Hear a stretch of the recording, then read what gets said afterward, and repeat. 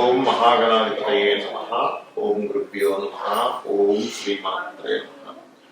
పరమేశ్వర స్వరూపమైనటువంటి జ్యోతిష, వాస్తు మరియు ఇతర అనేకమైనటువంటి శాస్త్రములను మనకు అందించినటువంటి మహర్షులకి నమస్కారం. హయగ్రీవ హయగ్రీవ హయగ్రీవేతియో వధే తస్య నిస్సరతే వాణీ జన్మకన్యా ప్రవాహవత్ అరుణాం కరుణాతరంగితాక్షీం ధృతపాశాంకుశ పుష్పబాణచాపాం అనిమాదివిరావృతాం మయూకైః అహమిత్యేవ విభావయే భవాని. శ్రీమాత్రే నమః. మనం ఈరోజు గురువు జనవరి 1వ తేదీ నుంచి వక్రగతి పోయి స్ట్రైట్ అవుతున్నాడు.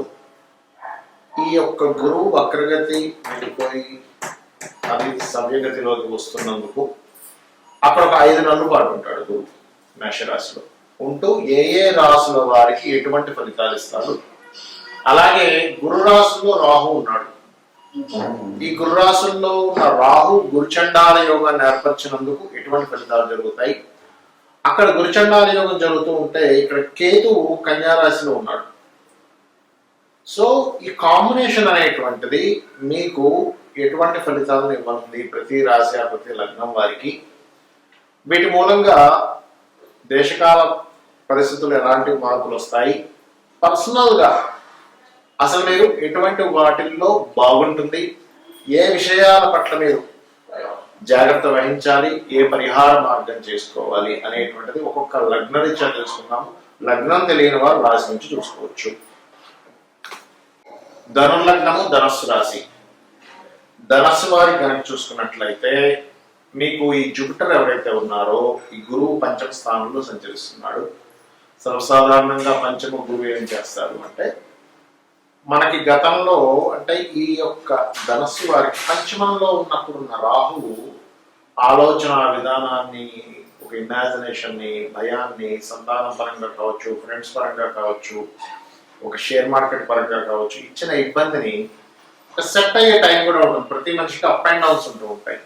ఈ అప్ అండ్ డౌన్స్ లో పర్టికులర్ గా ఈ రాహు ఎప్పుడైతే చతుర్థంలోకి మారాడో, అంటే చతుర్థంలో నీచభంగ రాజయోగం జరుగుతుంది, పంచమంలో గురువు ఉన్నాడు, మారాడో, ఇది ఏం చేస్తాడంటే ఇక్కడ గతంలో జరిగినటువంటి మిస్టేక్స్ ఏవైతే ఉన్నాయో వాటన్నిటిని కూడా సెట్ చేసుకుంటూ మళ్ళీ ముందుకు వెళ్తూ మీరు ఒక మంచి యోగంలోకి తీసుకెళ్లేలా చేస్తాడు. అలాగే ఇక్కడ మరొక విషయం ఏంటంటే ఇది ఈ జూపిటర్ ఎప్పుడైతే పంచమ స్థానంలో మే వరకు ఉంటాడో వక్రత్యాగం అయిపోయి, ఇప్పుడు మనం మాట్లాడుకునేది వక్రత్యాగం గురించి. ఇది పర్టికులర్ గా లైఫ్ లో కొన్ని ప్రదేశాలు వేరే వేరే ప్రాంతాలకు వెళ్ళడం ద్వారా మంచి లాభాన్ని ఇస్తాడు. కాకపోతే మూడ్లో ఉన్న శని మాత్రం కొంచెం ఈ ఇంటరాక్షన్స్, ఏది కమ్యూనికేషన్స్ విషయంలో కొంత జాగ్రత్తగా ఉండాలి. ఏదైనా అగ్రిమెంట్స్ రాసుకునేటప్పుడు, కాంట్రాక్ట్స్ చేసేటప్పుడు కొద్దిగా జాగ్రత్తగా ఉండాలి. థర్డ్ హౌస్ శాటర్న్ కాబట్టి థర్డ్ హౌస్ శాటర్న్ ఒక రకంగా కొన్ని విషయాలకు మంచివాడు, అందులో ఎటువంటి సందేహం లేదు. పరాక్రమంగా ధైర్యంగా ఇస్తాడు, అక్కడ రిజల్ట్ ఇవ్వడం కాదు. కాకపోతే ఏంటంటే ఎంతైనా ప్రతి దానికి తన స్వంత, అంటే తన ప్రతి ప్లానెట్, ప్రతి భావము కూడా తన యొక్క కారకత్వం అనేటువంటిది ఒకటి ఉంటుంది, స్వంత కారకత్వం అనేటువంటిది ఒకటి ఉంటుంది. ఆ యొక్క కారకత్వం యొక్క రిజల్ట్ పర్టికులర్ గా శాటర్న్ కొంచెం స్లో చేస్తుంటాడు కానీ బట్ ఫైనల్ గా గెలుపు అనేటువంటిది ఇస్తాడు. అయితే ఇక్కడ ఈ 10వ స్థానంలో, ఎందుకంటే గురువు నుంచి మనం గురువు వక్రత్యాగం చెప్పుకునేటప్పుడు గురువు యొక్క రాశులు గురువునికి ముందుకు వెనక ఉండేటువంటి ప్లానెట్స్ పరిశీలన చేసుకుని చెప్పాలి. కాబట్టి కొంత ఉద్యోగ సంబంధించిన విషయంలో మార్పుల్ని, బికాజ్ ఆఫ్ 10,000 మీద గురువు యొక్క దృష్టి లేదు కాబట్టి ఉద్యోగంలో మార్పులు, ఉద్యోగంలో స్ట్రెస్ కూడా క్రియేట్ అవుతూ ఉంటుంది. కాబట్టి మీరు ఏం చేయాలంటే ఉద్యోగంలో స్ట్రెస్ పోవాలంటే గణపతిని, సహజంగా నరసింహస్వామి యొక్క ఆరాధన. సర్వసాధారణంగా ధను లగ్నంలో జన్మించామా, ధనుసు రాశిలో జన్మించామా అన్నప్పుడు ముఖ్యంగా మీరు చేయవలసింది లక్ష్మీ నరసింహస్వామి యొక్క ఆరాధన. మీరు ఎంత చేస్తే అంత చక్కటి ఫలితాలు ఉంటాయి. అలాగే ఈ 4లో ఉండే రాహు విదేశాల్లో ఉండేటువంటి వారికి అక్కడ స్వగృహాన్ని ఇట్లాంటివి క్రియేట్ చేస్తాడు, అంటే ఆ స్కోప్ అనేటువంటిది పెరుగుతుంది. ఇక మీరు దశమకేతు ఉన్నప్పుడు తొందరపాటు పడి ఉద్యోగాలు మానేయడం మాత్రం అస్సలు చేయకండి.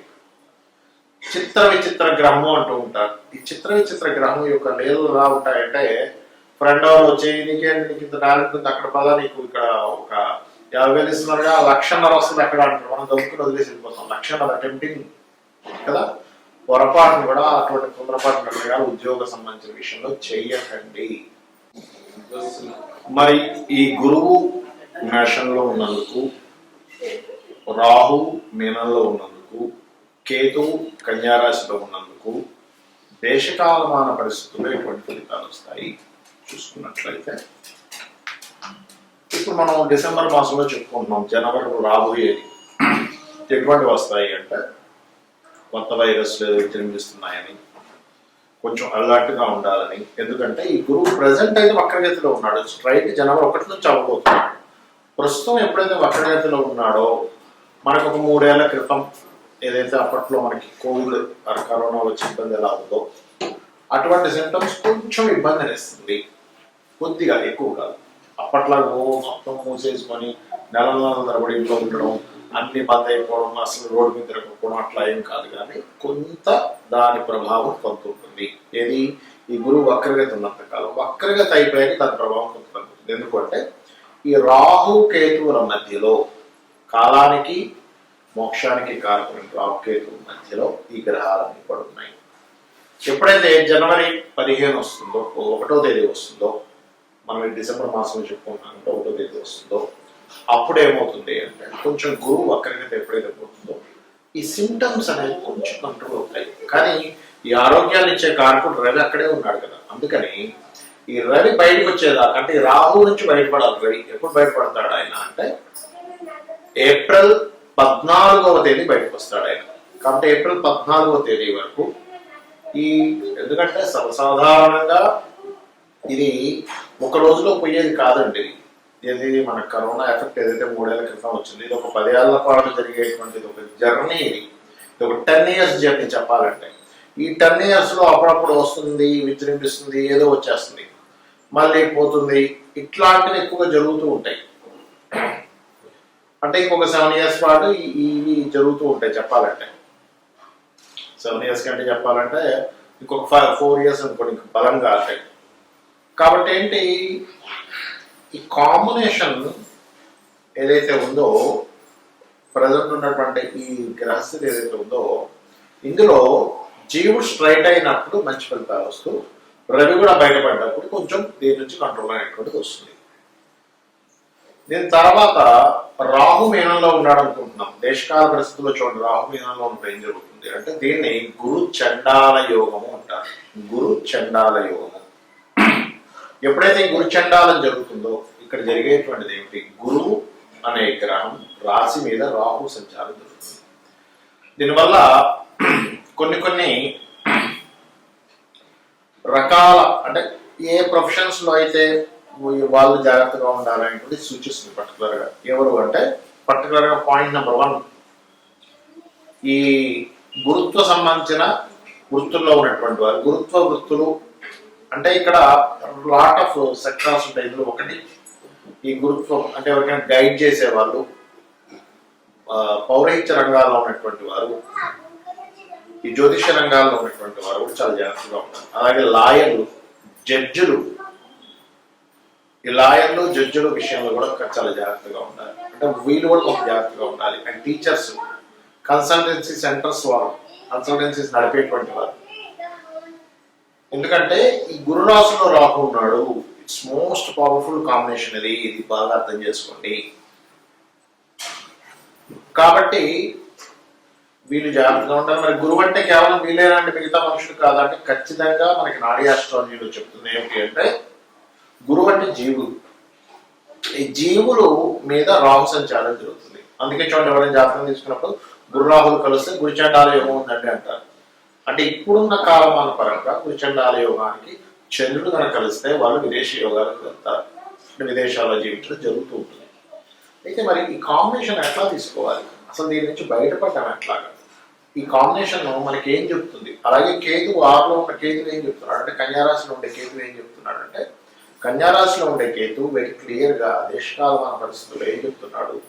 మనం ఇప్పుడు ఇండియాలో ఉన్నాము అండ్ హైదరాబాద్ లో ఉన్నాం కాబట్టి ల్యాండ్ హౌస్లో ఉన్నాడు కేతు వెళ్ళి, కాబట్టి ల్యాండ్స్ విషయంలో ఏమి కంగారేం పడకండి. ఒక సంవత్సరంన్నర వరకు కొంచెం స్టెబిలిటీగా ఆగుంటాయి రేట్స్ అని కూడా చూపిస్తుంది. అలాగే ఈ రాహువు ఇక్కడ ఉన్నందుకు అందరూ కూడా దేవతా అనుగ్రహంతో పాటు ఖచ్చితంగా గుర్తుపెట్టుకోండి, ఖచ్చితంగా పితృదేవతలు చేసుకోవాలి. అదేవిధంగా మనకి కలియుగంలో కలౌ చండీ వినాయక అంటారు, అంటే చండిని వినాయకుడిని ఎక్కువగా చేసుకోవాలండి కలియుగంలో.